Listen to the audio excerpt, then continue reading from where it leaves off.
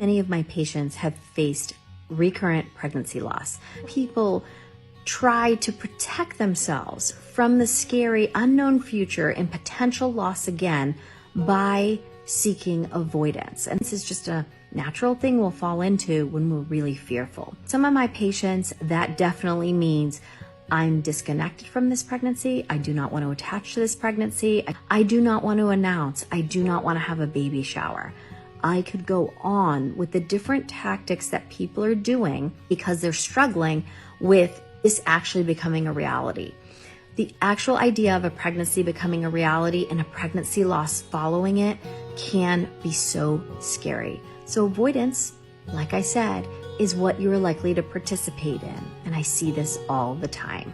Here's where sometimes I see a little shift in mental health that happens kind of organically with recurrent pregnancy loss. When the person who's pregnant has passed a pregnancy milestone that they've never passed before in their pregnancy. So I can't guarantee this will happen, but I see it a lot.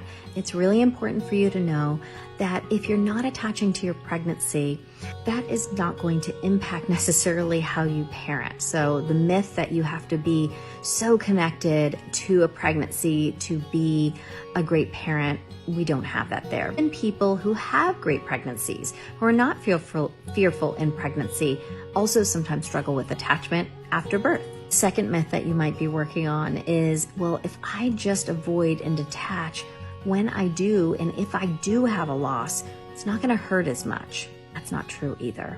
No matter what you do to try to self-protect right now, a loss is still going to impact you and impact you greatly. Unfortunately, the avoidance tactic, although many of us experience that in fear, doesn't really have the same results we would be hoping for. Here's what I want you to take away from this video. It might not look and feel different, but every pregnancy is truly different. It's so important for you to start slowly building up your mindfulness skills to bring you in the present. Every time you've had a traumatic loss, it's gonna pull you to the past constantly. And that's what's going to keep you in this state of fear and avoidance. So if we can get you to take a simple walk over to the present, find what grabs your attention, try to be connected to the present. If being connected to your pregnancy is just too much, that's okay. We can start small, but let's start small and be consistent.